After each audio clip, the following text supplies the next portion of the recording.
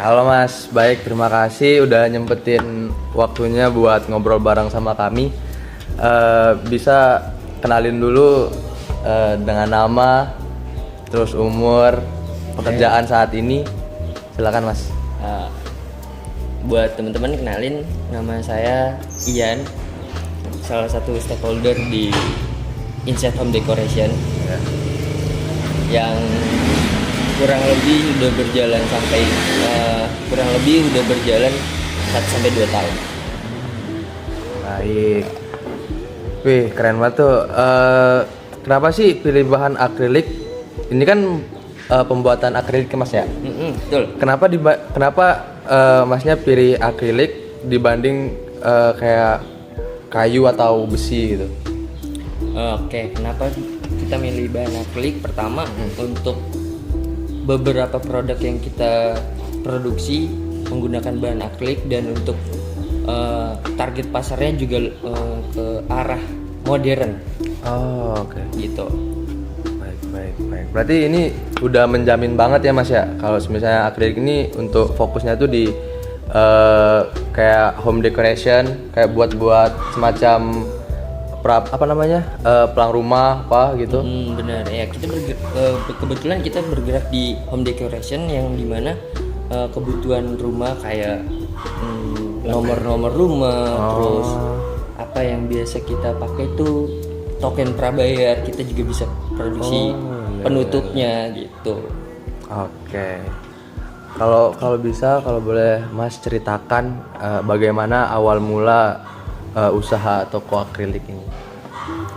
Awal mulanya kebentuk dari, sebenarnya masih ada stakeholder atau investor, bahasanya investor yang ngasih kita lahan, ngasih kita ranah tempat ini untuk menjalankan Insight Home Decoration gitu. Jadi awalnya itu aku cuma sebagai admin, yang dimana loyalitas pekerjanya, loyalitas kerja dan disiplinnya aku terapin di situ, dan kebetulan aku ditunjuk untuk megang si Insight Home Decoration ini. Gitu.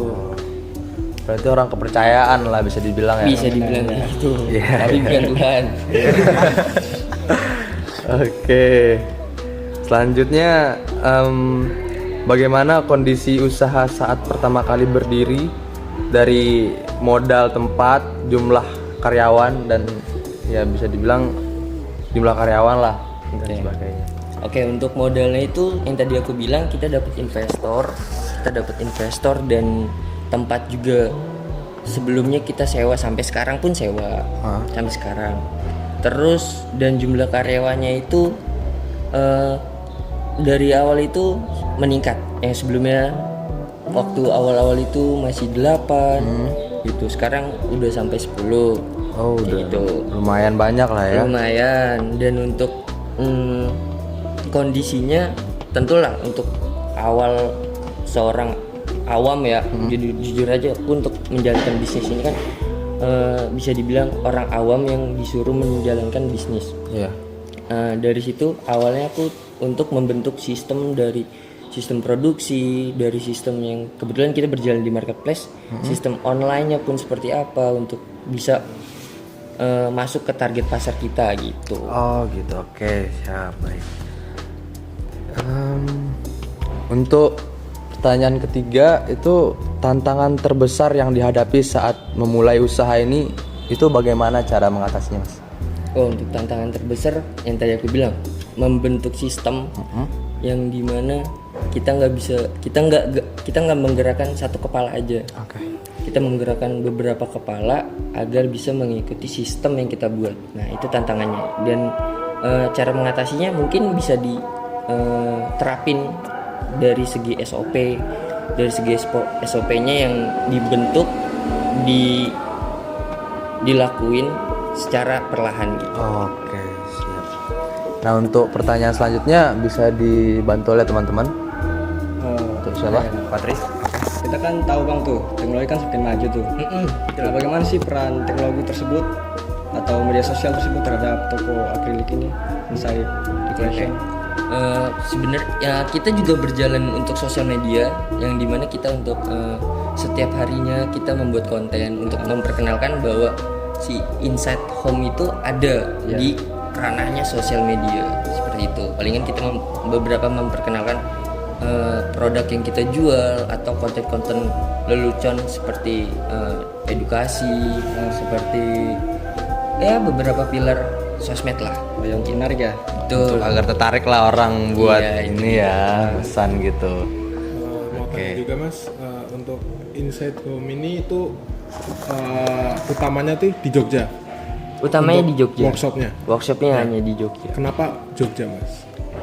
Pertama mungkin untuk biaya operasionalnya lebih rendah ya dibandingkan kota-kota lain menurut saya gitu. Soalnya biasanya kan banyak yang Jakarta mungkin. Iya, Soalnya kan kalau Jakarta juga ya atau sendiri orangnya banyak juga. Betul. Pabrik juga kan kebanyakan di Surabaya gitu kan. Ya Surabaya, Jakarta, dan kebetulan kita juga mungkin tahun ini akan buka di Jakarta juga. Kalau untuk toko offline-nya tuh ada nggak Mas? Toko offline-nya belum ada, palingan cuman di workshop. Berarti fokus ke online-nya. Betul. Kita bergerak di marketplace online dan makanya disenggolnya di sosial media kita. Ini Mas, ini kan di bidang ini ya, dekorasi ya, Betul. nomor apa saja gitu. Mau apa, ekspansi ke lain gitu. Mungkin ada beberapa produk yang kita bisa ekspansi dari home decoration ya. Bisa dibilang kayak poster frame yang itu bisa digunakan untuk biasanya dipakai di kantor-kantor, terus tempat pulpen, red card untuk bukan red card tapi card holder atau phone holder gitu paling. Kira-kira ada nggak kegagalan atau ya seenggaknya kegagalan gitu? Nah itu gimana bangkitnya itu dulu? Sejauh ini alhamdulillahnya belum ada kegagalan, cuman palingan ada penurunan penjualan. Betul. Penjualan ini ya, homset berarti ya. Betul, masuknya di omset. Kita ada penurunan omset dan untuk meningkatkannya kembali adalah kita develop produk. Kayak itu. Sekalian promosi berarti. Betul.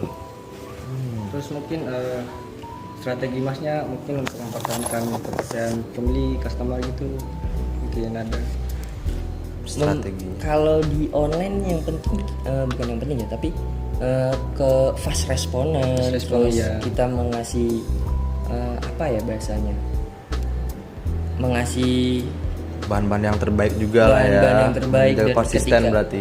Biasanya kalau di online itu kita kena kendalanya itu di ekspedisi. ekspedisi ya. Karena pengirimannya pecos segala macam dan itu kita langsung ambil alih ketika barang pecah kita langsung kirim ulang. Jadi salah satu Resiko apa ya? Ya, itu pertama dari resiko yang di luar ranah kita ya, di luar ranah si Inside Home Decoration, dan untuk meningkatkan kepercayaannya itu kita kirim ulang barang yang baru seperti itu.